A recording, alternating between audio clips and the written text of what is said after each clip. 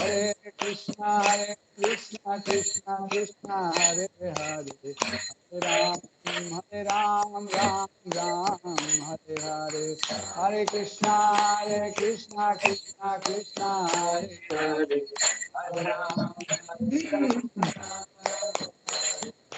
Hare Krishna Krishna Krishna Hare Hare, Hare Ram Ram Ram Hare Hare, Hare Krishna Krishna Krishna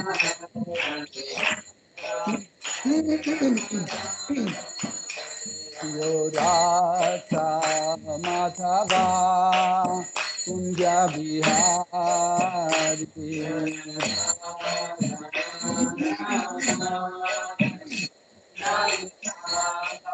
Radha Radha Madhava Kunja Bihari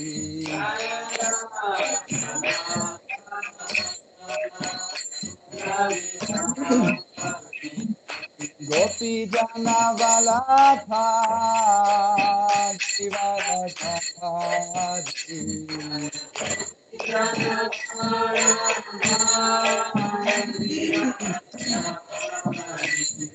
Gopi Jana Valabha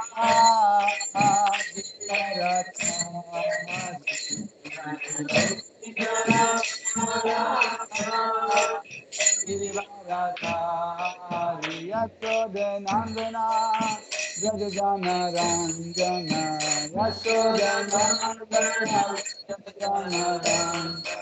Yashodanandana Braja Jana Ranjana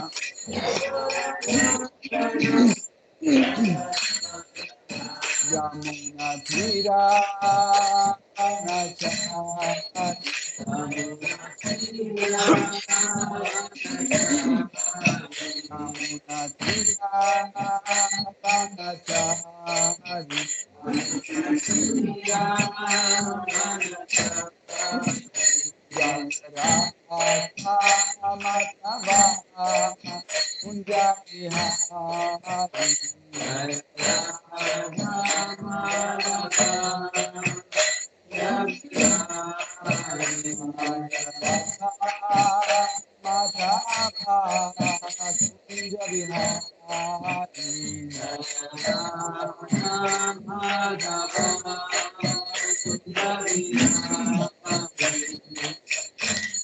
जय जगन्नाथ श्री बलदेव श्रीमती सुभद्रा देवी की जय, श्री राधा गोविंद की जय, श्री राधा परिशीश्वर की जय, श्री नीता सच्ची सूत्र अद्वैत गदाधर शिवासदि गौर भक्त वृंद की जय, जय सीताराम लक्ष्मण हनुमान भरत शत्रुघ्न ठाम की जय, श्री श्री लक्ष्मी नरसिंह प्रहलाद महाराज श्री सुदर्शन चक्र की जय। गौरांग तुलसी महारानी देवी की जय, श्री गुरु परम्परा की जय, Prabhupada Patit Pavan की जय। Toute gloire aux dévots assemblés.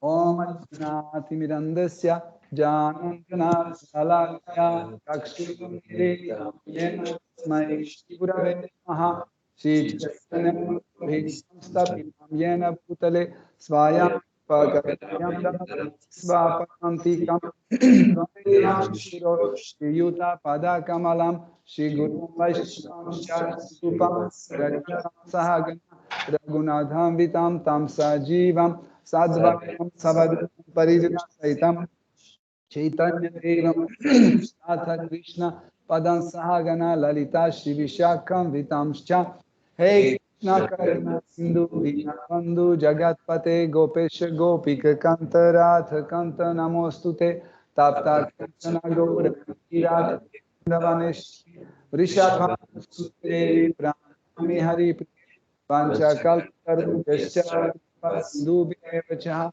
Patitanam Vaishnavyo Namo Namaha Nama Om Vishnudaya Krishna Shaya Putale Vimate Bhakti Swami Namine Namaste Saraswati Devi Gaura Ni pracharine, nirvishesha shunyavadi paschatya deshatarine, Jai Shri Chaitanya Prabhu Nityananda, Shri Advaita Gadadhar Vasadi Gaura Bhakta Vrinda, Hare Krishna, Hare Rama,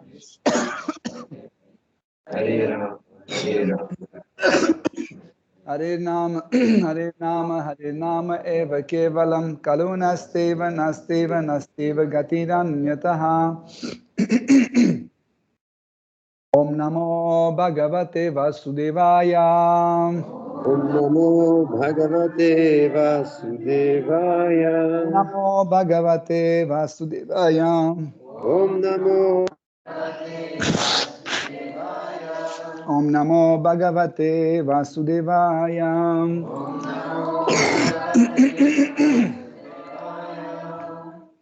Hare Krishna, chers dévots, nous continuons à étudier Srimad Bhagavatam.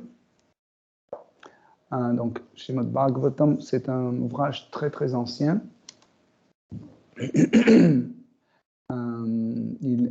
existait depuis la naissance de l'univers sous la forme orale.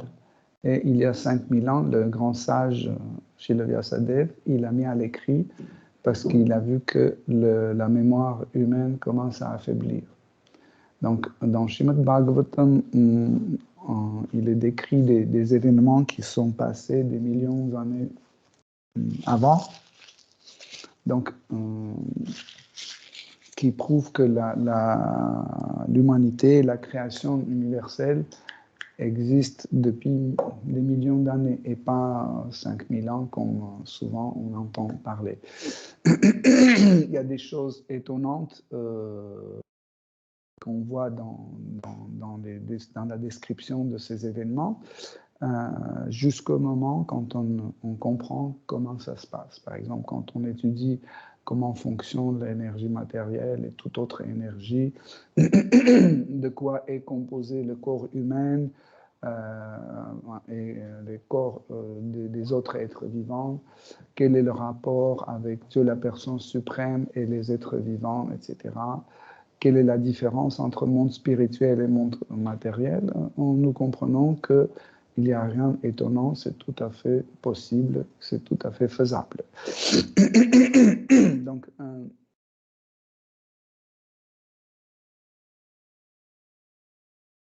nous étudions actuellement les instructions de Swayambhava Manu. Swayambhava Manu, on peut appeler le roi de tous les rois. Donc, il occupe une position dans cet univers. Donc, il est le roi de tous les rois. C'est lui qui édite les lois universelles et tous les êtres vivants suivent ces lois. Donc, c'est une loi très importante. C'est une loi très importante parce que ce n'est pas une loi votée par les humains. Parce que imaginez que ici, on doit prendre une loi. Qu'est-ce qu'on va faire? Chacun va voter pour quelque chose qui lui convient. Okay? On ne va jamais voter pour les autres. On vote pour nous, pour notre bien. Tandis que les lois intitulées Manu Samhita, cette loi, en fait, a été écrite dans la méditation sur Dieu, la personne suprême. Et tout ce qu'il a reçu comme instruction, comme description de loi du Seigneur suprême, est pour tous les êtres vivants. Dieu, il est autosatisfait. Il n'a pas besoin de quoi que ce soit. Nous, on a besoin de beaucoup de choses, mais parce que nous sommes dans l'ignorance, nous ne pouvons pas vraiment distinguer le bien et le mal. Donc, souvent, les êtres humains, ils se comportent comme les animaux. Tout ce qui est agréable pour nos sens, on pense que ça, c'est bien. Par exemple, dans la nourriture, on prend quelque chose. Vous sentez, il y a quelque chose dans l'air, non? Qu'est-ce que ça me fait? La gorge et les yeux. Et les yeux aussi, ça pique les yeux aussi.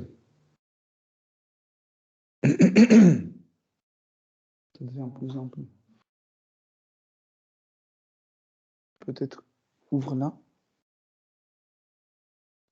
Soudevi, est-ce que tu peux allumer l'incendie? Juste une petite seconde, parce que je ne sais pas qu'est-ce que c'est. Ça devient de plus en plus fort.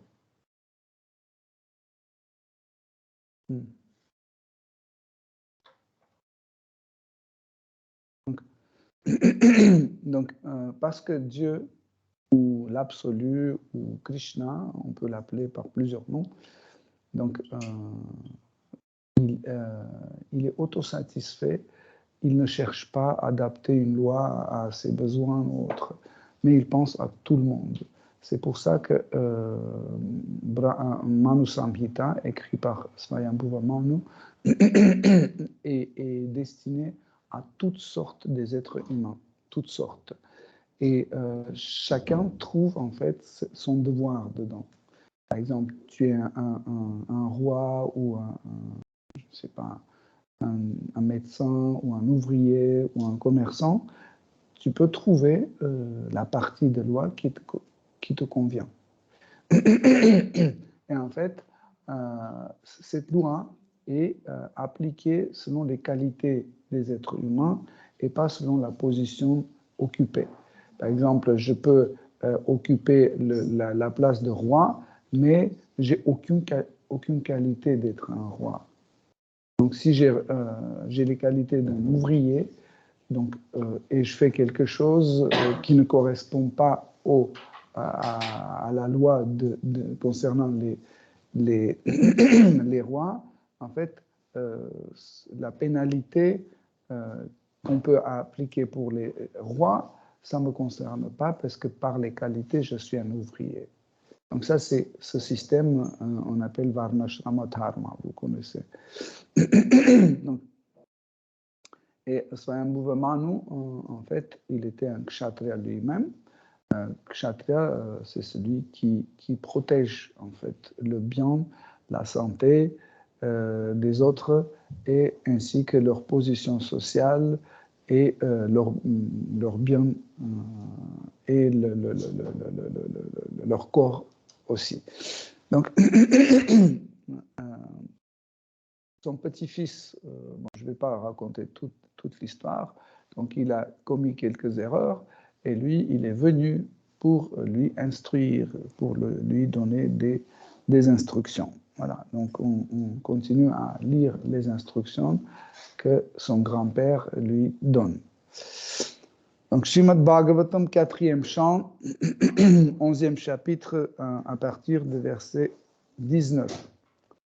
Sonantonta kara kalo nadir adikrit avyaya jnanam janena janayan marayan mrityunantakam. Traduction.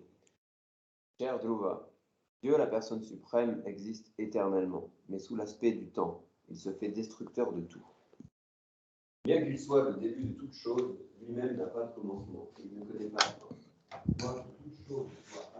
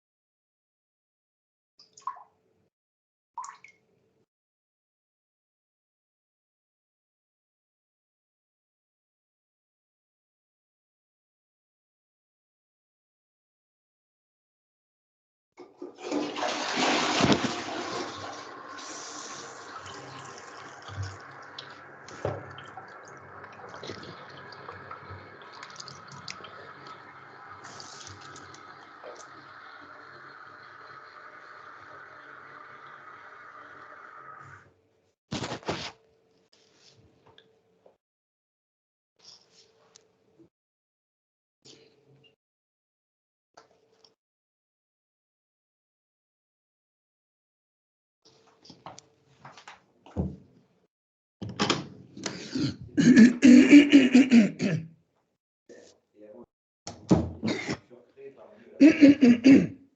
deux firent périr à la guerre un grand nombre d'hommes. Et finalement, Napoléon Ier et Hitler trouvèrent eux aussi la mort. Aujourd'hui encore, les gens éprouvent un grand intérêt à rédiger et à lire des ouvrages se rapportant à Hitler et Napoléon Ier, et à la façon dont ils firent périr tant d'hommes au cours des guerres. Chaque année sont ainsi publiés de nombreux livres racontant comment Hitler extermina des milliers de juifs dans les camps de concentration. Pourtant, nul ne s'intéresse à celui qui créa et fit périr cet homme, ayant lui-même tué tant d'êtres humains. Les dévots du Seigneur se soucient bien peu d'étudier l'histoire de ce monde en perpétuel changement. Ils n'ont d'intérêt que pour celui qui est la cause originelle de toute création, maintien et anéantissement. Tel est le but du mouvement pour la conscience de Krishna. Merci. Donc,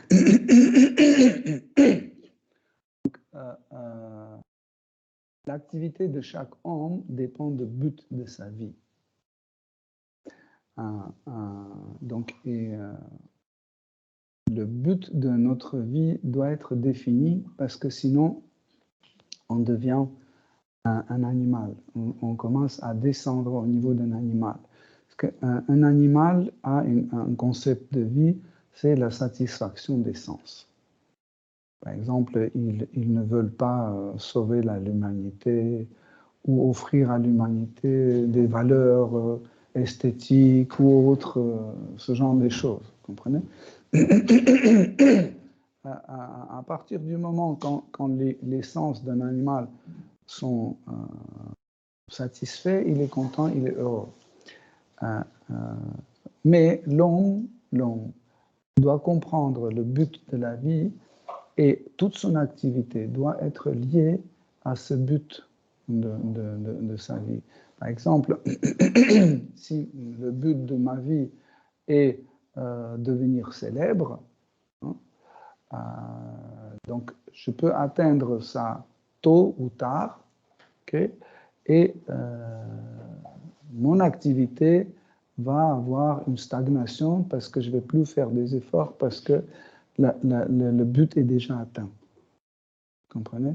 Et qu'est-ce que je vais faire? Je vais profiter de cette gloire. Okay? Et après, vous savez que chaque chose finit un jour. Okay? Chaque chose finit un jour et après, on met un autre but. Je ne sais pas, acheter un avion. Après, j'achète un avion, mon but est atteint et après, je dois chercher un autre but. Vous comprenez? Et ce n'est pas souvent que notre qualité et notre corps correspondent à notre but. Par exemple, si je veux devenir un célèbre chanteur, mais je n'ai pas de voix, je n'ai pas d'oreille qui convient, donc je dois faire des efforts dans cette vie-là pour devenir un chanteur 2 vies après, par exemple, parce qu'une vie peut-être n'est pas suffisante selon mon karma. Donc, et tout cela, en fait, nous rend dans une impasse quand les désirs et notre moyen de les avoir ne correspondent pas. Et c'est là où l'homme commence à souffrir. Quand les moyens de satisfaire nos désirs, nous avons tous, nous pensons que tout va bien. Par exemple, je veux manger et j'ai quoi manger. Je veux dormir, j'ai un lit et tout ce qu'il faut, etc. Je suis satisfait. Dès que ça ne correspond pas, mes désirs dépassent mes moyens, donc je commence à me sentir malheureux. Certains sages disent que bon, il faut se débarrasser des désirs. Comme ça, vous serez heureux. Aucun désir, aucune souffrance. Okay? Mais le problème, c'est que c'est l'être vivant, par sa nature, est désireux. On peut dire désireux. C'est sa propre nature, c'est sa propre état constitutionnel. Comme par exemple, le feu doit brûler et chauffer. C'est sa nature. Vous ne pouvez pas dire que non, en fait, il refroidit. Non, il ne peut pas parce que c'est sa nature. Et désirer aussi, c'est la nature d'un être vivant. Mais parce que dans ce monde matériel, influencé par cette énergie matérielle, nous sommes dans un état comme des ivrognes ou des ivres. Cette ivresse, en fait, ne nous permet pas de comprendre le véritable but de notre vie. Par exemple, quand quelqu'un est complètement ivre, vous pouvez mettre des habits qui ne lui appartiennent pas, il ne va pas même distinguer. Si vous mettez quelque chose qu'il ne mange pas d'habitude, il va manger parce que son état, en fait, ne lui permet pas de distinguer les choses. Pareil, nous pensons que nous sommes vraiment bien dans cet état-là, notre esprit est sobre, nous comprenons tout et tout va bien, etc. En fait, c'est un état d'ivresse, en fait, qui ne nous permet pas vraiment de comprendre le but de notre vie. Pour comprendre le but de notre vie, il faut la deuxième personne qui est vraiment sobre. Comme par exemple, je suis complètement ivre, je ne sais pas comment rentrer chez moi. Toi, tu viens, tu me prends et tu m'emmènes chez moi. Parce que tu connais mon adresse, tu connais où j'habite, etc. Tu peux m'emmener là-bas. Mais moi, j'ai déjà oublié. Et pourtant, j'habitais là-bas, etc. Mais j'ai déjà oublié. Donc, on a besoin toujours de cette deuxième personne. Et cette deuxième personne, c'est le maître spirituel, qui est toujours sobre. Il est sobre, il ne tombe pas sur l'influence, il ne boit pas. Il ne boit pas et il nous connaît. C'est ça. Parce que souvent, les gens disent, bon, finalement, je n'ai pas besoin de maître spirituel, il y a des livres, où est le problème? Je peux lire et faire ce qui est écrit dedans, c'est bon. Mais oui, tu peux, mais le problème, que le livre ne te connaît pas. Et tandis que le maître spirituel, il nous connaît. C'est pour ça qu'il arrive nous corriger. Et ici, dans ce verset, on voit que Swayambhuva Manu, il est venu corriger son petit-fils en prenant la position de gourou, de maître spirituel. Et il lui montre, en fait, il lui rappelle plutôt le but de sa vie. En fait, le but de notre vie, c'est la réalisation de soi. Qu'est-ce que c'est la réalisation de soi? Par exemple, si je prends ce dictaphone et je commence à planter les clous dans le mur, donc je l'abîme. Et ça, on ne peut pas appeler la réalisation de soi. Mais quand je l'utilise pour enregistrer une conférence ou, je ne sais pas, une mélodie, etc., en fait, il est réalisé déjà. Il est réalisé parce qu'il agit dans sa fonction. Donc, réalisation de soi comprend cette idée que je vais commencer à agir selon ma véritable nature. Mais pour agir selon ma véritable nature, je dois comprendre qui je suis. Qui je suis. Et moi, je ne sais pas qui je suis parce que je me prends pour telle ou telle personne et selon ça, j'agis et je vois de mauvais résultats. Et je dis, mais c'est quoi qui ne va pas? Parce que je ne sais pas qui je suis. Et comment je peux comprendre qui je suis? Dans la Bhagavad Gita, Krishna explique que nous sommes une petite partielle de lui. Maintenant, je sais que je suis une petite partielle de Krishna. Okay. J'ai déjà fait un énorme pas.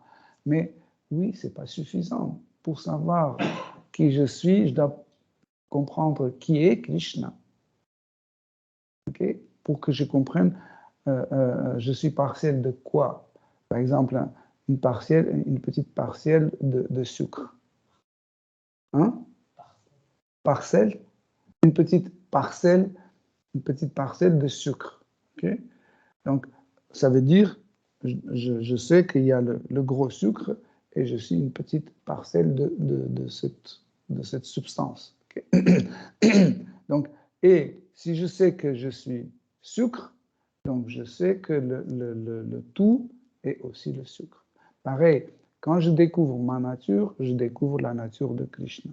Si je découvre la nature de Krishna, je découvre la mienne. Donc, c'est deux choses qui se découvrent en même temps. Parce que séparément, ils sont impercevables. Perceptibles? Imperceptibles. Comme par exemple, prenons une voiture. Une voiture, donc il a plusieurs parcelles, plusieurs parties. Le volant, les pneus. Si par exemple, vous n'avez jamais vu une voiture, vous ne savez pas qu'est-ce que c'est une voiture, et je viens chez vous et j'amène un pneu comme cadeau. Je dis, tiens, ça c'est pour toi. Qu'est-ce que tu vas penser? Tu vas dire, oui, mais qu'est-ce que c'est? Je vais te dire, non, en fait, c'est un truc hyper utile, ça coûte cher, etc. Tu dis, oui, mais qu'est-ce que je dois faire? Bon, tu commences à l'utiliser, tu mets par terre, tu t'assois, mais tu vois que ce n'est pas adapté à ton corps. Après, tu dis, bon, je vais mettre dans la cuisine, et tu vois que ça reste pas, et ça ne convient pas. Tu sais, tu l'amènes dans la salle de bain, tu mets dans le baignoire, ça ne marche pas non plus. Donc, tu ne sais pas quel est son usage, véritable usage. Jusqu'au moment où tu vois une voiture. Quand tu vois une voiture, tu vois que en fait, ce pneu est placé là. Et tu comprends que ça fait la partie de cette voiture. C'est là où tu découvres qu'est-ce que c'est la voiture et qu'est-ce que c'est un pneu. Donc, ces deux choses fonctionnent ensemble. Parce que certaines pensent que Dieu peut vivre sans des êtres vivants. En théorie, Dieu peut faire tout. Mais le problème que les êtres vivants et Dieu font un tout. Vous comprenez? C'est sa forme d'existence. Donc, l'existence a certaines particularités. Donc, par exemple, il y a des choses qui existent éternellement et il y a des choses qui existent temporairement. Avant-hier, on avait une petite fille de 8 ans qui a posé une question très intéressante. Elle a dit oui, ok, Dieu a créé tout, mais qui a créé Dieu? C'est tout à fait logique. Mais le problème, c'est qu'il y a des choses non créées. Il existe des choses non créées. Nous, on a l'habitude de toujours voir les choses créées. Et au moment quand on rencontre une chose qui est non créée, on dit, ben, ça, c'est pas possible. Parce que nous connaissons seulement cette deuxième catégorie des choses créées. Mais Krishna, Dieu la personne suprême, il est dans la catégorie des choses non créées. Selon leur origine, ils sont comme ça, ils sont non créés. L'âme aussi, c'est dans la catégorie non créée. Parce que quand quelque chose est créé, c'est dans la catégorie des choses temporaires. Par exemple, on a créé ce téléphone, un jour il va disparaître. Mais l'âme n'a jamais été créée. Des fois, dans le discours, on dit Dieu a créé l'âme, mais ce n'est pas correct. Parce qu'il n'a pas créé l'âme. L'âme était toujours en lui et l'âme fait partie de son corps, de son existence. Donc, parce que si on dit que l'âme a été créée, donc on doit dire Dieu aussi a été créé avec l'âme. Non, en fait, c'est dans la première catégorie des choses de non créées. Okay? Ici, dans ce verset, Svayambhuva Manu décrit certaines qualités de Krishna, de Dieu, la personne suprême. Il dit qu'il peut apparaître sous différentes formes. Par exemple, il dit que Krishna peut venir sous la forme du temps. Donc, il peut détruire tout sous la forme de temps. Okay? Par exemple, pour appeler quelqu'un qui est dans la rue, je ne suis pas obligé de sortir, ouvrir la porte, aller, le prendre à la main et le ramener ici. Je peux rester là et crier, je ne sais pas, Denis, viens ici. Et il va venir. Donc, qu'est-ce que j'ai utilisé? J'ai utilisé ma voix. Pareil, Dieu utilise tout type d'énergie qui émane de lui pour, en fait, pour agir. Okay? Une de ces énergies, c'est Kala Shakti, l'énergie du temps. Et il utilise cette énergie pour développer des choses, pour maintenir les choses, pour créer les choses, mais aussi il utilise Kala Shakti pour corriger le karma des êtres vivants. Donc il peut aussi détruire avec le temps. Par exemple, chaque chose, hein, par exemple ce téléphone, hein, il contient Kala Shakti, programme de Kala Shakti. Hein, en fait, il était fait avec un certain intervalle de temps, par exemple 5 ans. Donc, ce téléphone contient 5 ans d'existence. Et puis, pof, le temps vient et en fait, ça s'arrête. Pour lui, il commence à se décomposer. Il ne marche plus, il devient comme un morceau de terre. Okay? L'homme aussi, par exemple, quand les parents ils conçoivent un enfant, il met le programme. Il met le programme, le spermatozoïde contient ce programme qui rentre en fait dans l'ovule. L'ovule commence à créer le corps pour cette âme qui était dans le spermatozoïde, mais ce spermatozoïde en fait amène son programme d'existence, par exemple 77 ans. C'est programmé. Dès le départ, c'est programmé qu'en fait cette forme d'un garçon, d'une fille doit exister 77 ans. Et là, quand le temps arrive, ça s'arrête. Donc, il faut lui attribuer une nouvelle, un nouveau intervalle de temps. Donc, je sais que c'est difficile à comprendre, à croire, à saisir, mais quand on devient un bon observateur dans la vie, on peut voir ces choses-là. Ceux qui s'intéressent à la vie spirituelle d'une façon sérieuse, ils doivent consacrer 24 heures de la journée sur l'observation de tout ce qui existe. Au-delà de lui, à l'extérieur de lui, ainsi qu'à l'intérieur de lui. Parce qu'en fait, la vie ne se passe pas seulement à l'extérieur de nous, la vie se passe à l'intérieur de nous aussi. Parce que tout ce que nous voyons, les arbres, les voitures, les chaises, la guerre, métro, etc., en fait,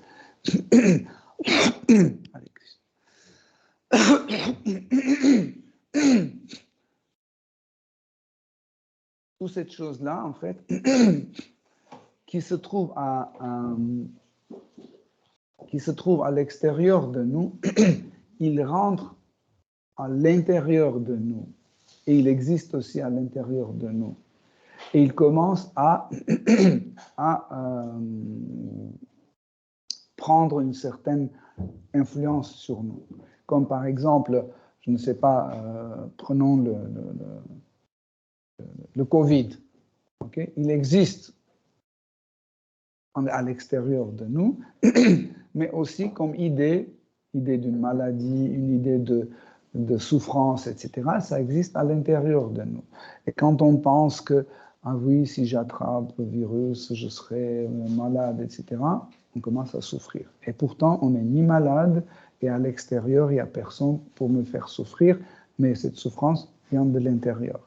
Comme ça, en fait, les choses qui existent à l'intérieur, il existe sous la forme subtile à l'intérieur de nous.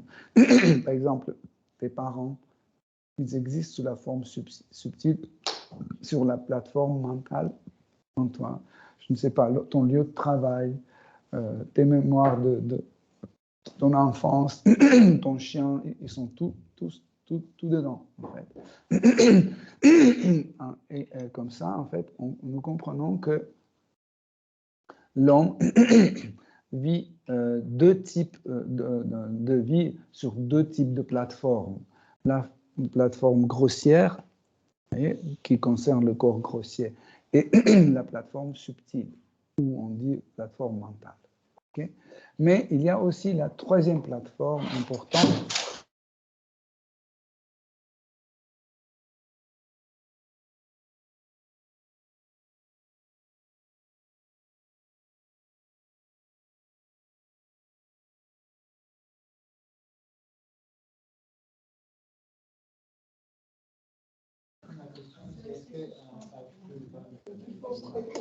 Moi, je vous ai prévenu que ça va se passer, vous ne m'avez pas cru. Je vous dis, il faut fixer le fil.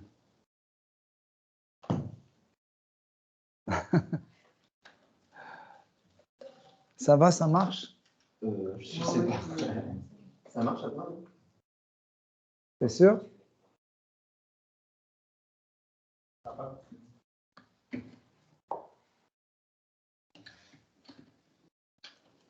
C'est bon?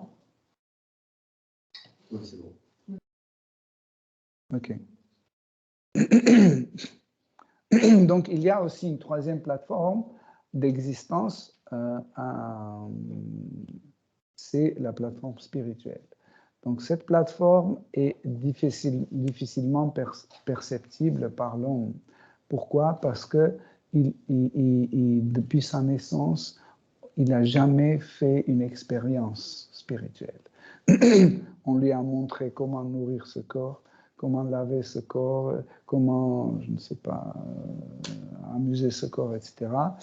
Après, quand on est un peu plus subtil, on lui explique qu'il y a aussi le mental, je pense, donc j'existe, etc., etc. Il commence à lire les livres, découvrir les concepts d'anarchisme, de socialisme, capitalisme, etc., découvrir le concept de self-love, l'amour pour soi-même, ces faux concepts, je ne sais pas, il y a plein de faux concepts. Chaque jour, on découvre des faux concepts.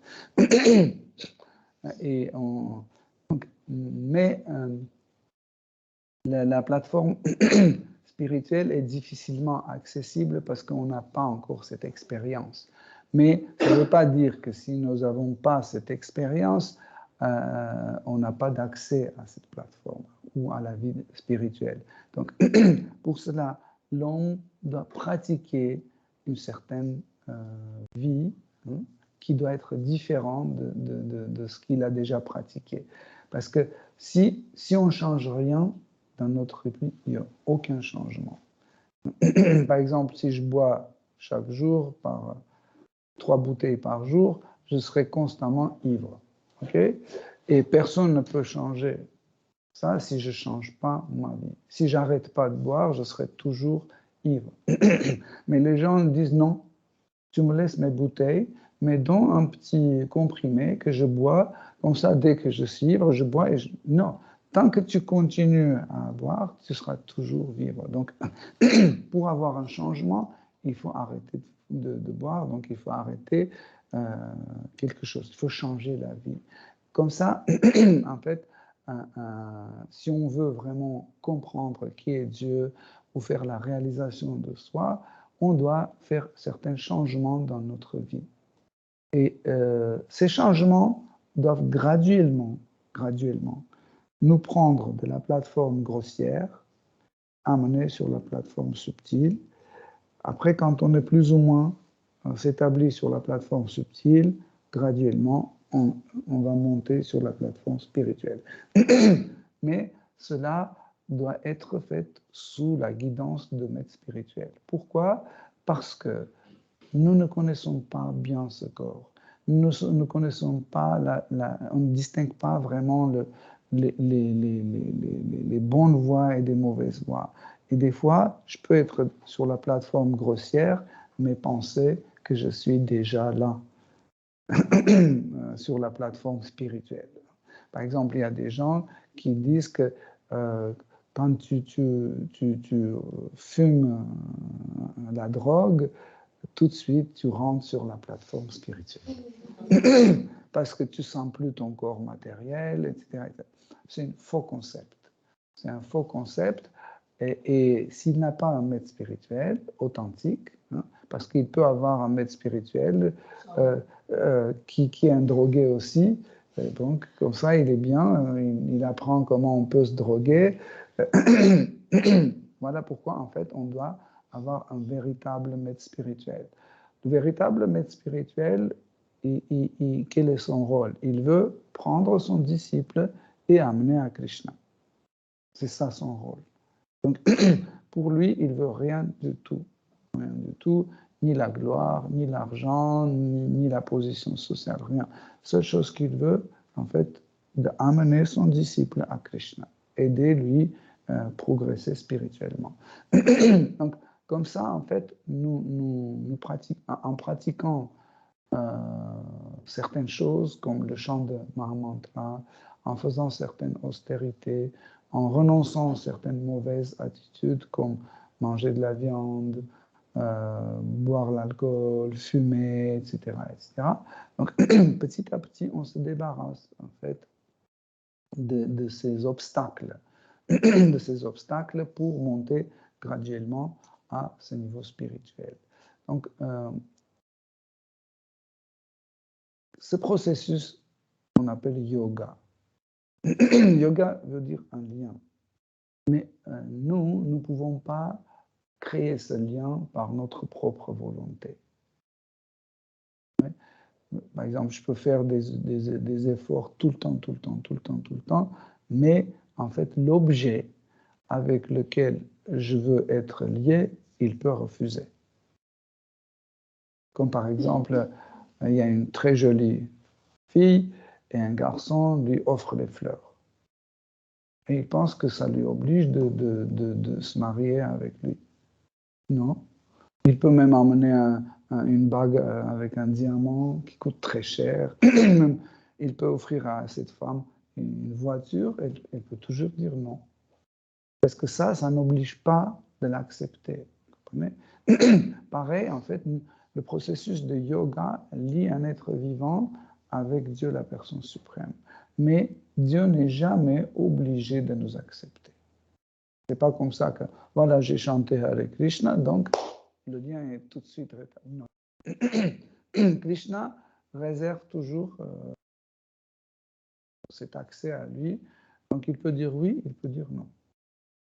Donc, c'est pour ça qu'un dévot, en fait, un pratiquant, qui comprend les subtilités de la vie spirituelle, il commence à comprendre que ce n'est pas suffisant juste chanter 16 tours, ne pas manger de la viande, etc. Il faut faire quelque chose de plus. Et comme ça, le maître spirituel lui dit, faire quelque chose de plus, c'est plaire à Krishna. Vous voyez? Plaire, c'est quelque chose de difficile. Hein? Comment je dois faire pour plaire à Krishna? Parce que Krishna est le possesseur de tout et de tous. Par exemple, les bananes que je lui offre, ça appartient déjà à lui. Ou je ne sais pas, je donne ma vie à lui, mais il dit, ta vie déjà à moi. Ton corps est à moi, tout est à moi. Qu'est-ce que tu peux m'offrir?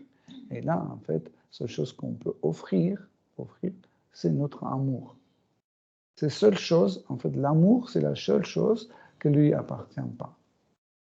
C'est quelque chose qui appartient à nous, qu'on peut lui donner. Tout le reste, notre corps, notre mental, notre expérience, notre maison, nos relations, notre profession, tout lui appartient, sauf une seule chose, l'amour. L'amour, c'est à nous. Et Krishna dit, tu es libre. Tu es libre à offrir cet amour. Ou à moi, ou à ton chien. Choisis.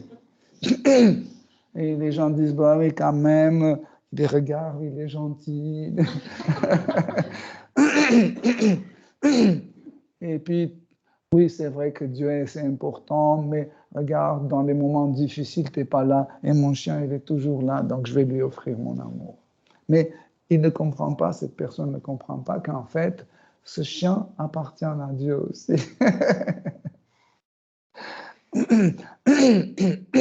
Quand on a Krishna, de la personne suprême, on a tout. Ça, on doit comprendre. Et nous avons un choix d'offrir notre amour à lui ou à nos enfants ou à notre société ou à notre compte en banque. C'est notre choix. Vous comprenez? Et comment faire? Parce que nous ne pouvons pas aussi artificiellement donner l'amour à quelqu'un qu'on n'aime pas. Je regarde, tu n'es pas beau, tu n'es pas intelligent. Pourquoi je dois t'aimer? En plus, tu m'offres rien, etc., etc. Pourquoi je dois t'offrir mon amour? Okay? Et c'est tout à fait justifié, c'est tout à fait normal. Vous comprenez? C'est tout à fait normal. Mais le problème, c'est qu'il y a quelque chose qu'on découvre dans une longue durée. Et on rentre et on développe un goût pour certaines choses. Par exemple, ceux qui ont l'expérience de fumer doivent se rappeler, quand tu fumes la première cigarette, c'est horrible. Imaginez un garçon à 11 ans, il prend la cigarette, c'est horrible. Mais il a un but de la vie, être respectable, être un homme, un vrai homme, et là, un vrai homme doit fumer. Donc il dit, donc, je dois continuer cette satana, cette pratique, je dois continuer. Et il continue à fumer, c'est horrible. Avec chaque cigarette, c'est horrible. Mais il dit, non, je dois arriver à mon but. Et puis, un jour, il ne fume pas. Il dit, il y a quelque chose qui manque. Ah, c'est quoi qui manque? Une cigarette. Donc, dès qu'il fume, il dit, oh, ça fait du bien. Maintenant, ça fait du bien. Mais il vivait cette vie sans cigarette. Et maintenant, il ne peut plus. Vous voyez? Donc, il a développé un attachement. Et en fait, chaque relation avec la cigarette lui fait du bien. Pourquoi? Parce qu'en fait, ce contact prolongé lui a fait découvrir les qualités des cigarettes. Pareil, notre relation avec Dieu, je ne veux pas dire que Dieu et cigarette, c'est égal. Hein? C'est pas égal, mais le principe est le même. Le principe est le même. C'est qu'en restant en contact prolongé avec quelque chose ou quelqu'un, on découvre ses qualités. Par exemple, des fois, un homme et une femme vont travailler dans une entreprise, ils se rencontrent comme ça, et au fur et à mesure, quand ils travaillent, 2 mois, 3 mois, 1 an, ils découvrent les qualités, et après ils se marient. Même peut-être au départ, ils se détestaient, ça existe aussi, ils se détestent, mais après, petit à petit, ils découvrent les qualités, et après ils s'abandonnent l'un à l'autre, et ils se marient. Pareil, en fait, quand nous écoutons Srimad Bhagavatam, où il y a la description de vie de Krishna, de ses divertissements, on commence à découvrir Krishna pour nous. On découvre Krishna, ses qualités, etc. Et ça commence à nous plaire petit à petit. Okay? Et quand ça nous plaît, nous développons un certain attachement. Et on ne peut plus vivre sans lui. Et en fait, cet attachement commence à plaire à Krishna. Et quand Krishna voit qu'on ne peut plus vivre sans lui, il ouvre la porte et dit, OK, moi aussi je ne peux plus, viens. Il dit, viens. Vous voyez, c'est comme ça. Certaines pensent qu'on peut prouver l'existence de Dieu. Et il y a une autre catégorie des gens qui pensent qu'on peut prouver non-existence de Dieu. Parce que Dieu, en fait, l'absolu, est dans une catégorie où on doit découvrir par notre foi. Par notre foi. Parce que c'est pour ça qu'on appelle la croyance, la religion, etc. Pourquoi? Parce que tu peux me donner 100 000 preuves, hein? Je vais dire, OK, c'est comme ça, mais peut-être il y a des choses que tu ne connais pas. Tu connais tout? Non.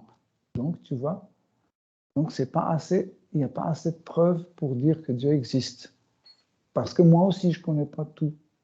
Ça ne veut pas dire que tu m'as donné 36 preuves que Dieu existe, et peut-être il y a quelqu'un d'autre qui va dire que non, il y a encore ça, et ça prouve que Dieu n'existe pas. C'est pour ça qu'en fait, la liaison avec un être vivant et l'absolu avec Krishna se passe sur la plateforme de croyance. On croit. Okay? On croit et c'est là où les preuves viennent. C'est drôle, non? D'abord, on croit et après les preuves arrivent. C'est une méthode que Krishna réserve pour ses fidèles. D'abord, tu crois. Par exemple, si vous lisez les évangiles, Jésus-Christ dit celui est bienheureux qui a cru sans voir. Ça veut dire sans preuve. Vous comprenez? Sans preuve, il a cru d'abord. Donc, ça crée une relation tout de suite entre nous et Krishna. Comme par exemple, si une femme voit que son bien-aimé, en fait, ne la croit pas, mais il veut vraiment tout vérifier. Est-ce qu'elle est vierge? Est-ce qu'elle est fidèle? Il le surveille tout le temps. Elle ne va jamais accepter cet homme. Parce qu'il va dire, lui, il ne me croit pas. Donc, pour rétablir une relation, en fait, personnelle, il faut croire. Donc, et c'est pour ça que cette méthode de Bhakti Yoga que nous pratiquons ici, cette méthode, en fait, est basée sur la croyance. D'abord, nous croyons que Krishna existe. Comment? En écoutant. En écoutant ces divertissements, en écoutant la philosophie que Krishna nous donne, en pratiquant, petit à petit, on voit que en fait, il y a un retour. Il y a un retour, les preuves commencent à arriver. Par exemple, Krishna dit abandonne toute forme de devoir et tu t'abandonnes à moi. Tout le reste, je m'en occupe.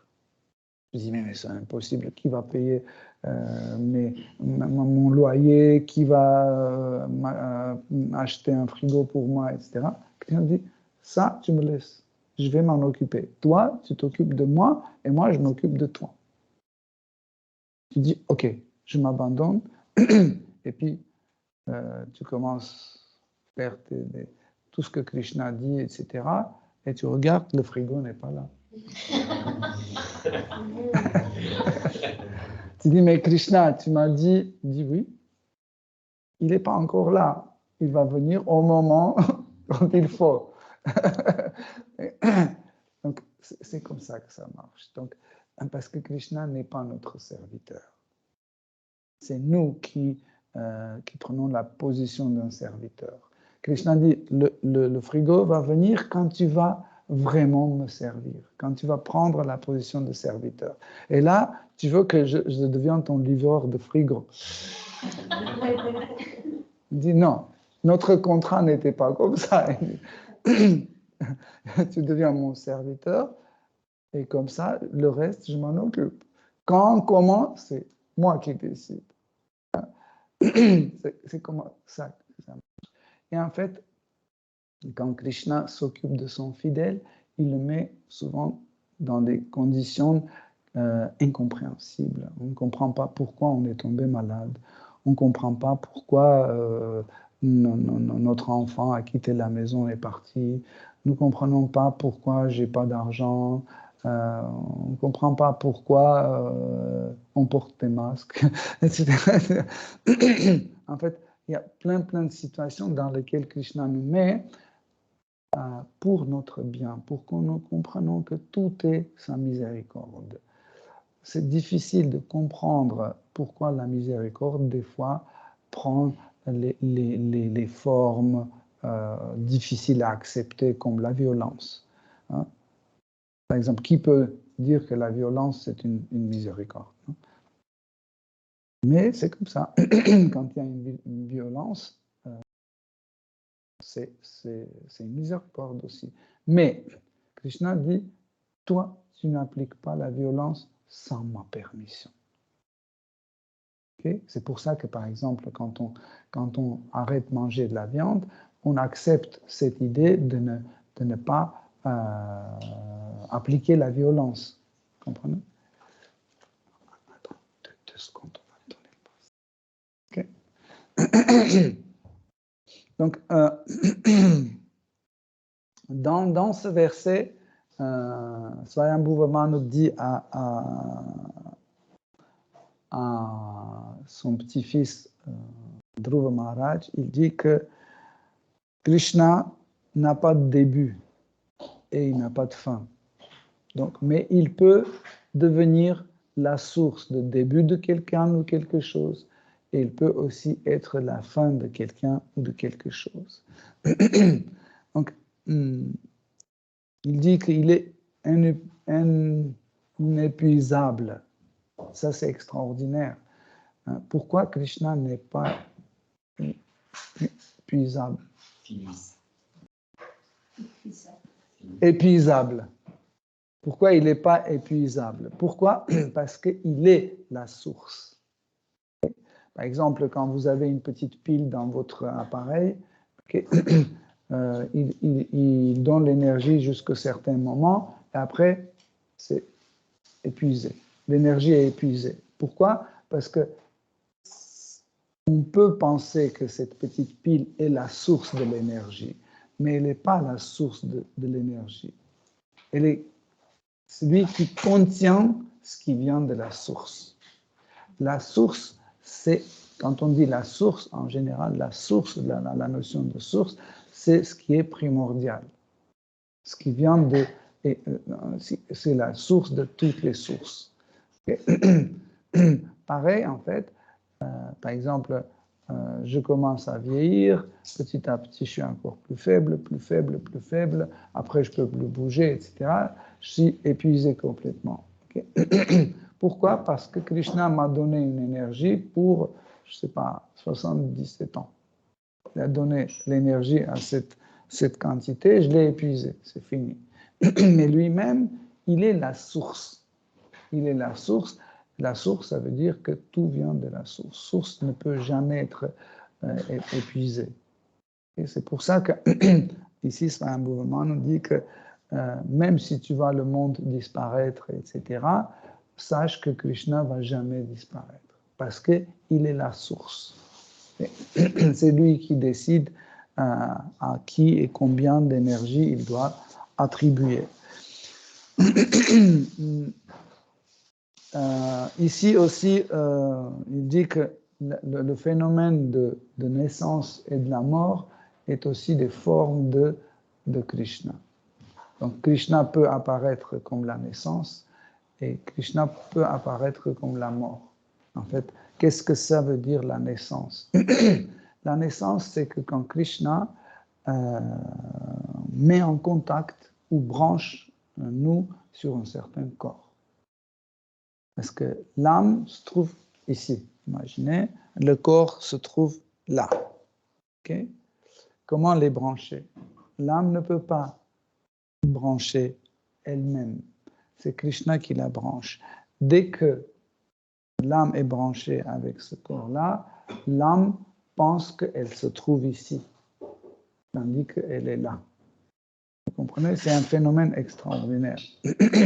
Donc, nous disons que l'âme se trouve dans le corps, etc. Mais nous sommes tous là, mais l'âme n'est pas là. L'âme est ailleurs, dans le corps de Krishna. Okay? Mais cette liaison, en fait, ce lien établi, ce branchement que Krishna a fait nous sentir d'être ici. Okay? L'âme a une capacité extraordinaire d'être présente dans plusieurs corps en même temps. Même ces corps-là peuvent être différents et ils peuvent se trouver dans différents endroits. C'est extraordinaire. Hein? Donc, et aussi, par exemple, je suis dans ce corps-là et je suis dans ce corps-là, on peut se rencontrer. Ça existe aussi. C'est un phénomène. Mais cette faculté de l'âme est un peu limitée. L'âme ne peut pas avoir infiniment de corps, c'est limité. Tandis que Krishna a cette capacité sans limite. Il peut se manifester infiniment, dans infiniment de corps, dans infiniment de formes. Okay? Mais l'âme, en fait, prend la naissance, comme on dit, oh, mon enfant est né. Qu'est-ce que ça veut dire? Krishna a pris ce spermatozoïde et ovule, il a fait tchlouk, et hop, il y a une nouvelle cellule qui est apparue, et avec ses cellules, il a branché quelqu'un. Et après, ce quelqu'un se sent comme une cellule. Après, il se sent comme un embryon.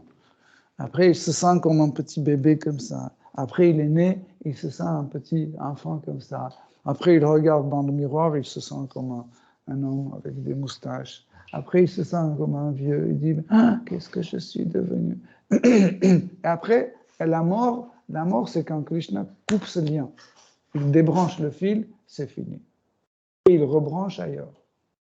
Ça s'appelle la réincarnation. Par exemple, je suis dans un corps d'un chien. Après, hop, le chien est mort, ça veut dire qu'il a débranché et il a branché sur un corps humain. Okay?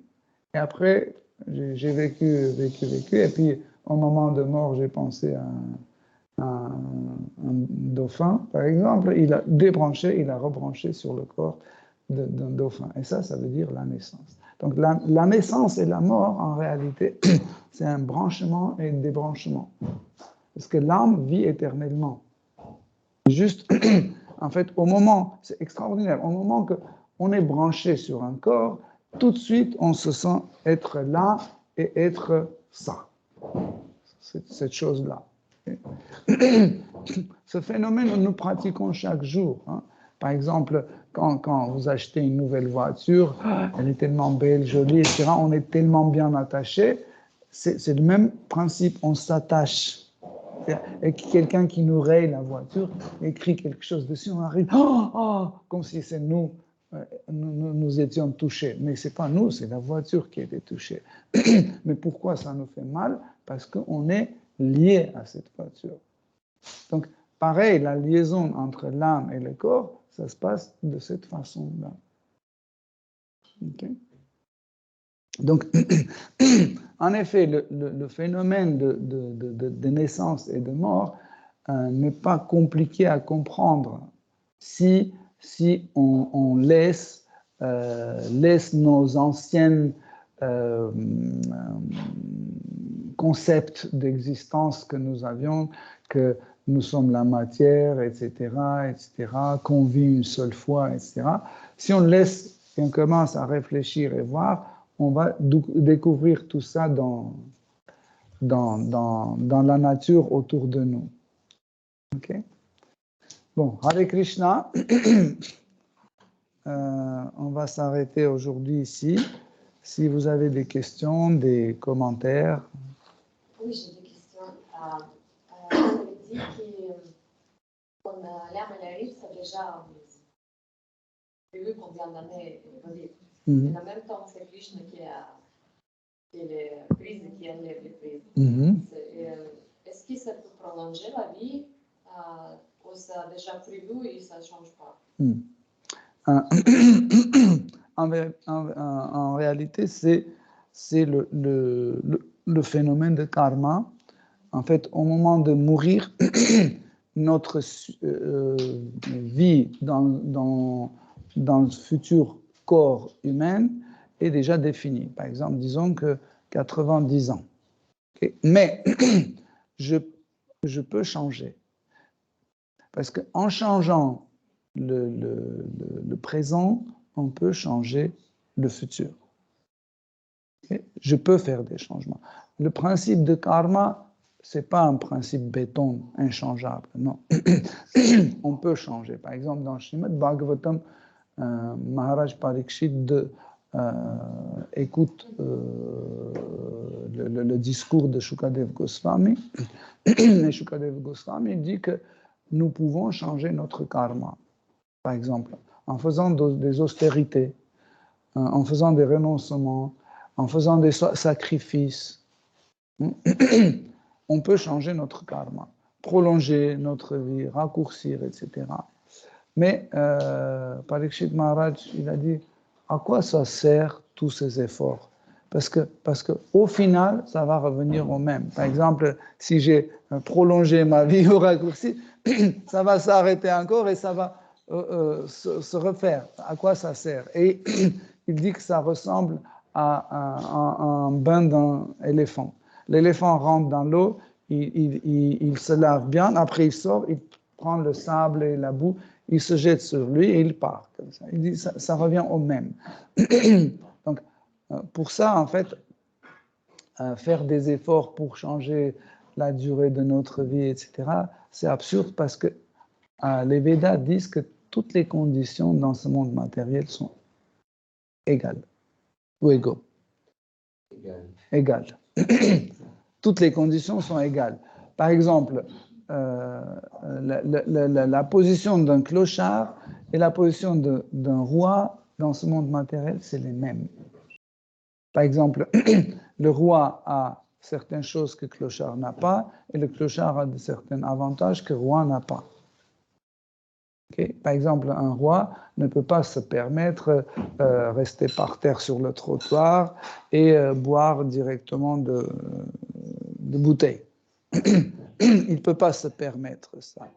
Il n'est pas libre. Tandis que le clochard, il est libre. Il dit, moi, je m'en fiche, je peux faire. Oui. Donc, c'est pour ça que Srimad Bhagavatam dit que toutes les conditions sont égales. Donc, et certaines personnes qui pensent que en changeant leurs conditions de vie, ils vont améliorer leur vie, ils sont dans le tamas, dans l'ignorance, parce qu'en réalité, c'est la même chose. Par la suite, il y a une question posée, alors qu'est-ce qu'on doit faire dans ce cas-là? Il ne faut rien faire? Non, il faut faire juste ce qui peut améliorer notre vie spirituelle. Ça c'est bon. Ça veut dire tous les changements qu'on a, par exemple, on fait les travaux chez nous, on achète un frigo ou autre, tout ce que nous faisons juste pour mieux servir Krishna. Mais quand l'homme fait en pensant qu'un baignoire va lui rendre heureux, il est foutu, cet homme. Hein, il y a des gens qui pensent que sans baignoire, il ne peut pas être heureux. C'est la baignoire qui va lui apporter Oui, il y a des gens qui pensent que parce que la couleur de sol elle est un peu rougeâtre, ça lui fait... Non. Mais nous avons aussi des super spéculations aussi. Les dévots sont très experts pour spéculer. Ils disent, justement, cette couleur de ce sol, il me gêne pour servir Krishna. Krishna dit, ok, montre-moi comment tu sers. Comme ça, je vais améliorer. Il dit non, d'abord tu changes la couleur, après je vais... Krishna dit non, c'est pas grave, tu fais ton service d'une mauvaise qualité, mais tu le fais. Tu dis non. On n'est pas convenu comme ça. D'abord change, après je ferai. Non. Vous voyez? Donc, en réalité, bhakti, service dévotionnel, c'est une forme d'activité qui ne peut jamais avoir les obstacles. Jamais. Hein, imaginez, si vous vous souvenez l'histoire de l'éléphant Gajendra. Il était dans une situation où il n'y avait aucune possibilité de servir Krishna. Vous connaissez cette histoire. Il était dans un lac, le crocodile le tirait par sa jambe et il ne pouvait rien faire.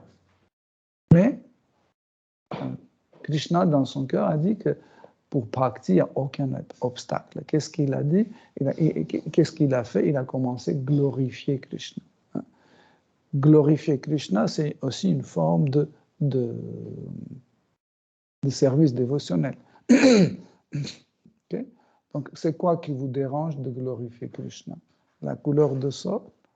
Regardez sur le plafond et glorifiez. Je suis un peu allé...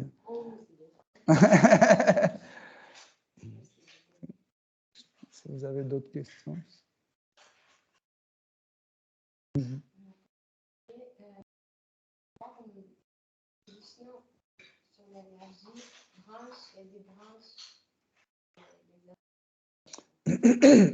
En réalité, toutes les formes de Krishna peuvent faire ça.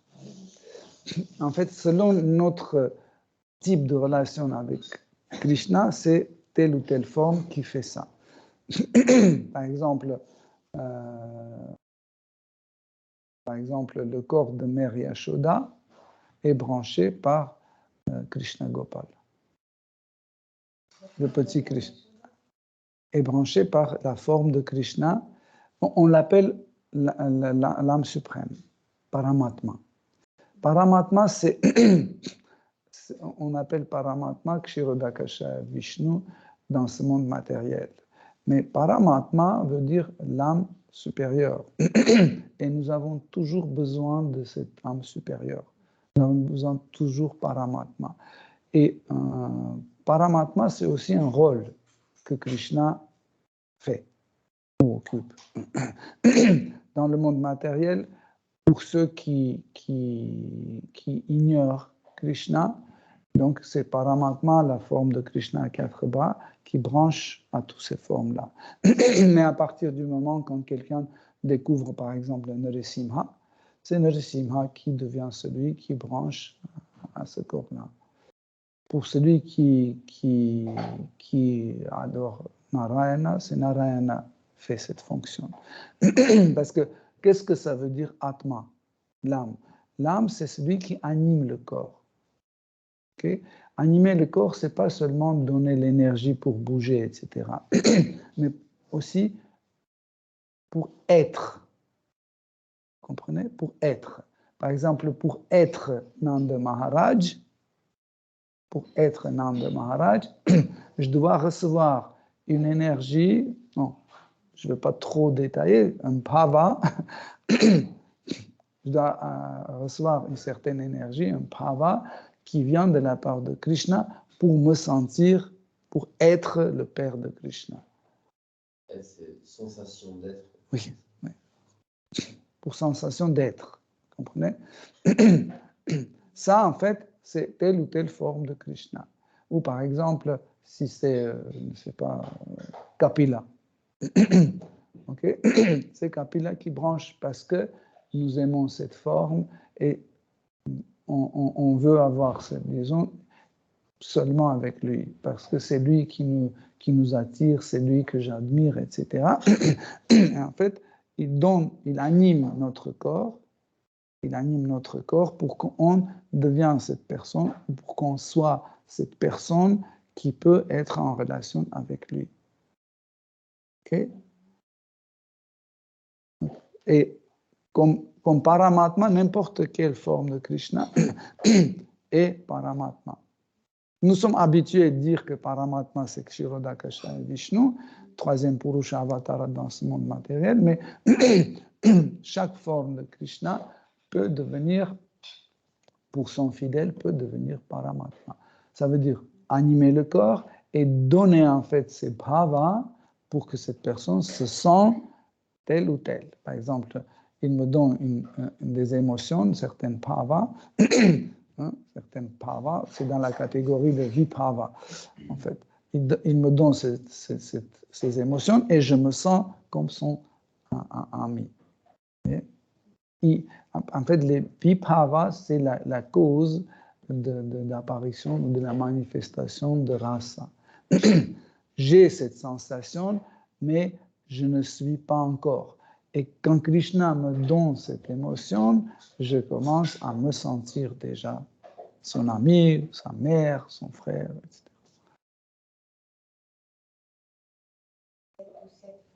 Pour nous, par exemple, ça peut être à la marque, mais pour quelqu'un qui a déjà des relations, ça va être cette forme-là qui branche. Et il y a le corps séparé de l'âme, là-bas, pour brancher. Oui. Séparer le corps. Parce que, regarde, Vasumati. En fait, l'âme n'a pas de corps. L'âme, c'est entre guillemets un morceau d'énergie qui se trouve toujours dans une partie du corps de Krishna. Dans son épaule, dans son coude, dans ses doigts, dans ses ongles, quelque part. Et nous, on ne change pas cette position. Par exemple, Nanda Maharaj se trouve ici. Il ne change pas sa place. Govardhan se trouve ici, Yamuna se trouve ici, et ils ne changent pas leur place. Par exemple, quand elle vient couler ici sur la terre, elle ne se déplace pas, elle reste toujours là. Okay? Mais pour qu'elle puisse rentrer en communication avec des autres êtres vivants, elle doit avoir un corps. Imagine que je suis là, mais sans corps. Comment je vais communiquer avec vous? Donc, pour avoir cette communication, je dois avoir un corps. Parce que le corps manifeste la nature d'un être. Okay? Par exemple, ici, ce corps manifeste la nature de mon faux ego. Dans le monde spirituel, le corps manifeste la nature de vrai ego. Sauf que les matières de cette manifestation sont différentes. Par exemple, ici, Krishna utilise la terre, l'eau, feu, etc. Et là-bas, il utilise autre matière. Il utilise Chit Shakti. Mais peu importe, par exemple, la chaise est de plastique ou de métal ou de bois, c'est une chaise. Pareil, le corps, c'est un corps, peu importe de quelle matière il est. Okay? Donc, par exemple, un fantôme, il est dans un corps subtil, mais c'est un corps. Mais nous, on a les deux corps en même temps. Tandis que dans le monde spirituel, il y a le corps qui est composé de Chit Shakti. Et Krishna, il nous branche sur ce corps-là. Une des caractéristiques de Paramatma, c'est d'être spectateur ou neutre. Et du coup, lorsque l'on réalise sa relation avec Paramatma, est-ce qu'il perd cette notion de neutralité aussi? En fait, c'est une question très importante parce que, vous voyez, on appelle trois Vishnus dans le monde matériel, on les appelle Purusha Avatara. Purusha veut dire le jouisseur. Okay? Donc, avec Krishna. Et dans ce cas-là, on peut poser la question, mais par exemple, Narayana ou Narasimha, est-ce qu'ils ne sont pas Purusha? Est-ce qu'ils ne jouissent pas? Si. Ils sont aussi jouisseurs. Pareil, en fait, quand Krishna occupe la place de Paramatma, il a deux rôles. Le rôle d'un spectateur et le rôle d'un participant actif. Tandis que dans le monde matériel, en fait, Paramatma ne joue pas ce deuxième rôle. Même si on réalise qui est Krishna pour nous. Ici, oui. En fait, si vous vous souvenez, on a parlé une fois de ça. Le problème, c'est que tant que Paramatma anime ce corps, surveille notre karma, etc., il fait ça d'une façon égale pour tout le monde. Okay? Mais la relation personnelle comprenne que ce n'est pas égal pour tout le monde. Vous voyez, c'est différent. Par exemple, je l'aime, je le caresse, et l'autre, je l'aime, mais je l'embrasse. Je ne peux pas faire la même. Tandis que dans le monde matériel, Paramatma fait pour tout le monde égal. Mais à partir du moment quand je découvre Paramatma et je commence à avoir un certain attachement, voire, je ne sais pas, des bhavas, une forte attirance ou attraction vers cette forme-là, tout de suite, je sors de ce contexte et c'est Kshirodakasha, Vishnu, qui prend le relais. Il n'est plus égal pour tout le monde, il commence à me traiter d'une façon différente. Même si d'origine c'est la même personne, les deux sont Kshirodakasha et Vishnu, mais à partir du moment où quand j'ai cette attraction, etc., c'est fini. Et il commence à me traiter autrement. C'est valable que ce soit Kshirodakasha et Vishnu. Ici, oui. Peu importe. Mais parce que on a parlé de Paramatma, je voulais vous dire que même Paramatma arrête son rôle parce qu'il ne peut pas, parce que Krishna, toujours répond à nos sentiments. Krishna répond toujours à nos sentiments. Et imagine Paramatma est comme ça, et moi je la contemple, je dis, mon cher, je peux plus. Il ne peut pas rester comme ça, c'est fini. Il doit m'embrasser, pas de doigt, mais il veut, parce qu'il répond à mais le rôle de Paramatma n'est pas comme ça. Donc, il ne va pas faire ça. Donc, c'est pour ça qu'il arrête cette relation. Et vous vous souvenez de Dhruva, quand il est sorti de méditation, Narada Muni. Cette méditation, ça s'arrête. Pourquoi? Parce qu'il y a, en fait, Kshirodakasha Vishnu qui vient. Et quand Kshirodakasha Vishnu vient, et par la suite, dans la méditation, on va le voir, on ne va plus voir sous la forme de Paramatma, on va voir dans l'attraction, dans l'action, etc., etc.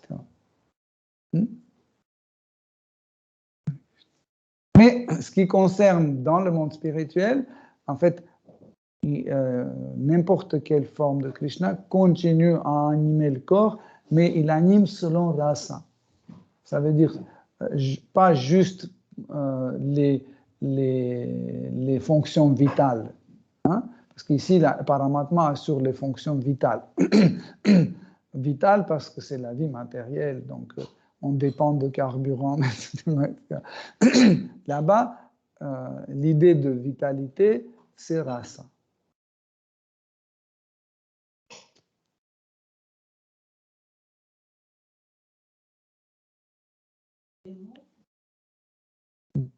Toute forme de communication. Toutes. En plus, ils sont, ils peuvent, on dit interremplaçables. Ouais. Comment? Interchangeables. Hein? Par exemple, pour vous donner un exemple, par exemple, quand est-ce que les yeux peuvent en fait remplacer le son, imaginez le son à travers les yeux. Comment? Vous regardez Bhagavad Gita dans la tête tout de suite. Dans l'oreille, vous entendez Bhagavad Gita. Mais c'est pas comme ça qu'on a entendu.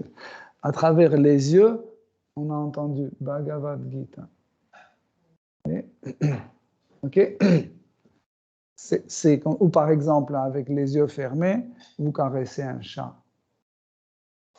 Est-ce que vous dites non, c'est un chat? Non, tout de suite. Mais comment? C'est à travers le toucher, vous avez vu.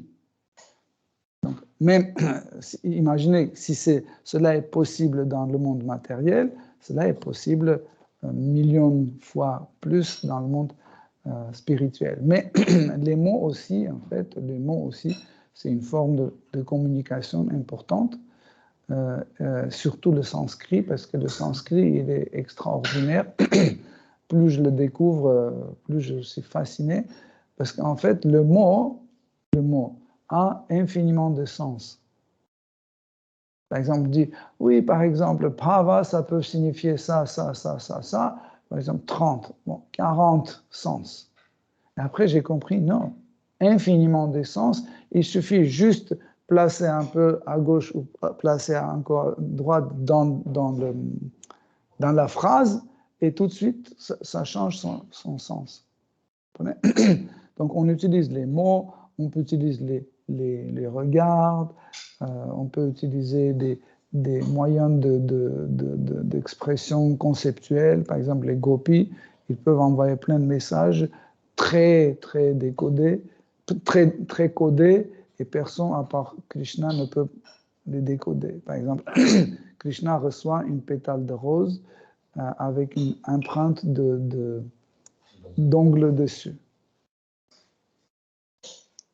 C'est seulement Krishna et les gopis qui peuvent savoir qu'est-ce que c'est. Ou par exemple, Krishna envoie une feuille mâchée. Qu'est-ce que c'est? Eux, ils savent. Et nous, mais c'est un moyen de communication. Par exemple, Krishna, des fois, communique avec beaucoup de monde à travers sa flûte. C'est aussi extraordinaire. il commence à jouer, et dès que la première note arrive, chaque être vivant réagit à sa façon. Par exemple, les vaches, avec les herbes dans la bouche, ils s'arrêtent comme ça, ils ne peuvent plus bouger. Par exemple, les oiseaux, ils ont une expérience, ils savent qu'ils vont tomber de leurs branches.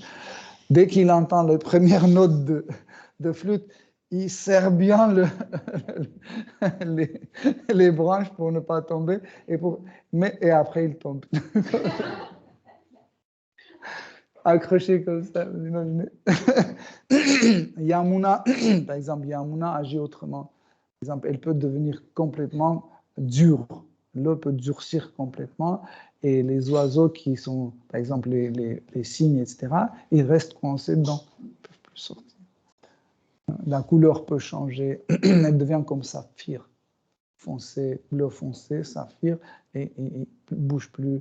Il y a tellement de choses, des moyens de communication. Par exemple, quand Yamuna veut dire quelque chose à Krishna, ce n'est pas forcément qu'elle doit prendre une forme, venir et expliquer des choses. Par exemple, des fois Krishna rentre pour se baigner en Yamuna, Yamuna devient trop, comment on dit, basse. Très, très basse. Krishna continue à marcher pour aller dans un endroit plus profond, c'est toujours bas. Il continue, ça devient encore plus bas. Et il communique, c'est aussi une forme de communication. Les lotus qui poussent de la terre, par exemple. Ici, ça pousse seulement dans l'eau. Mais à Goloka, les lotus poussent aussi dans la terre, direct de la terre. Et c'est aussi un message aussi.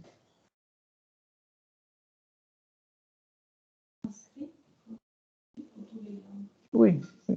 Ben, en fait, toutes les langues, c'est sanskrit. Par exemple, si on parle français, c'est aussi un sanskrit modifié. Sûrement dans différents endroits de monde spirituel, le sanskrit n'est pas le même. Par exemple, à Vrindavan, on parle un peu comme dans la campagne.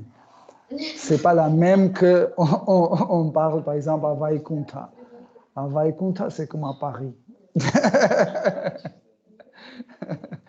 Et à Goloka, c'est comme à la campagne, il parle. Vous avez d'autres questions?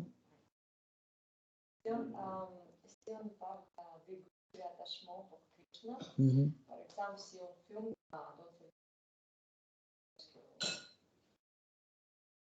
c'est pas bien, voilà. Si on attache de Krishna, on fait toutes les amours à toute notre activité.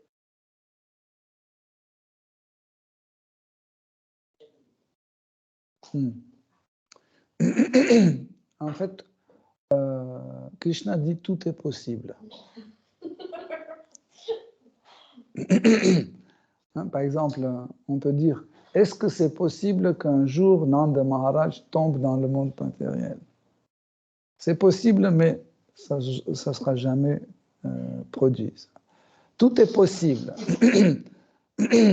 Parce que si on dit c'est pas possible, donc on dit que l'absolu n'existe pas. Parce que dans l'absolu, tout doit exister. Donc c'est possible. Mais ça ne se fait pas. Par exemple, on peut poser la question, est-ce que dans le monde spirituel, un jour, un dévot, par exemple, un des amis de Krishna peut dire oui, je veux devenir Krishna. Je veux prendre la place de Krishna. On peut dire oui, c'est possible. Mais ça ne se produit jamais, parce que ça fait déjà infiniment de temps que le monde spirituel existe et personne n'a voulu prendre la place de Krishna. Si quelqu'un dit je veux prendre, Krishna va dire vas-y, prends. Il n'y a pas de problème. Mais pour l'instant, personne n'a voulu.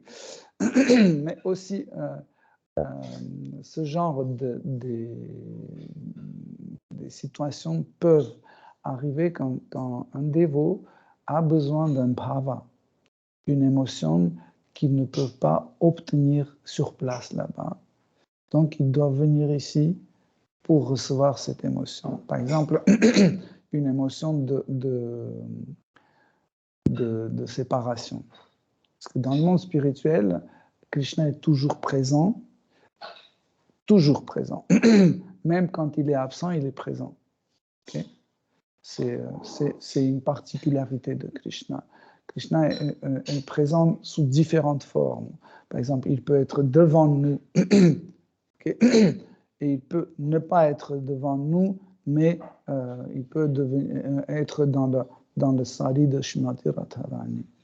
Parce que sari de Srimati Radharani peut nous rappeler Krishna. Un de ses amis, par exemple, quand Uddhava est venu à Vrindavan, de loin, tout le monde pensait que c'est Krishna. Pourquoi? Parce que Krishna lui a donné ses vêtements. Donc, il a pris le dhoti jaune de Krishna, le chadar de Krishna, les boucles d'oreilles de Krishna, en fait, tous les accessoires, il a pris. Et en fait, les accessoires de Krishna ne sont pas différents de Krishna. Donc, Krishna est présent dans ses accessoires. Et de loin, ils ont pensé que c'est Krishna. En plus, Uddhava ressemble vraiment à Krishna. Il est tellement, sa forme, sa taille, sa couleur de peau, on peut penser que c'est Krishna. Mais ceux qui connaissent Krishna, ils disent c'est pas Krishna. Nous, on peut dire, ah oui, c'est Krishna. Mais ceux qui connaissent Krishna, ils ne peuvent jamais dire ça parce que tout de suite, ils sentent que ce n'est pas Krishna. Tout de suite. Mais Nanda Maharaj, quand il a vu Uddhava, il a dit, il faut que tu viennes habiter à Vraj. Pourquoi? Parce qu'il voulait que Krishna soit présenté aussi à travers Uddhava. C'est encore un avantage avoir la présence de Krishna à travers Uddhava. Donc pour ça, Krishna est présent sous différentes formes. Par exemple, sous la forme de la mélodie de flûte. Dès que la mélodie de flûte arrive, donc Krishna est présent comme ça. Donc il y a beaucoup de formes de présence de Krishna. Krishna n'est jamais absent. Et même quand Krishna était absent, ça aussi c'est une forme extraordinaire. Quand Krishna est parti à Mathura, donc tout le monde pleurait, etc. Mais Krishna n'est pas parti parce que Krishna ne quitte jamais le lieu, le Dhamma. Si Krishna sort de Vrindavan, il n'est plus là, Vrindavan va arrêter son existence. Si Dvarakadisha Krishna va partir de Dvaraka, Dvaraka va arrêter son existence. Donc Krishna est toujours présent dans chaque de son lieu. Il n'abandonne jamais ce lieu. Mais quand Krishna est entre guillemets parti à Mathura, il a fait ce jeu. Donc tous les habitants de Vraj pensaient que Krishna n'est plus là. Mais des fois Krishna venait comme ça, devant eux. Par exemple, il venait devant Mère Yashoda et il prenait des choses, il mangeait. Et Mère Yashoda pensait que voilà, j'ai complètement perdu la raison. Maintenant, Krishna, je vois partout. Mais c'était Krishna lui-même qui venait. Les gopis voyaient Krishna, ils pensaient que c'est l'illusion, c'est pas le vrai Krishna. Ça aussi, c'est une forme d'absence et de présence. Parce qu'il était absent, mais il pensait qu'il est absent. Mais il est absent, mais il est présent. C'est un peu compliqué. Donc, c'est très difficile vraiment sentir, dans le monde spirituel, sentir l'absence de Krishna pour avoir ce sentiment de séparation. Pour ça, Krishna peut arranger de telle façon pour qu'on vienne dans ce monde matériel pour vraiment souffrir de l'absence avec Krishna, ce que nous, maintenant, subissons. Hein?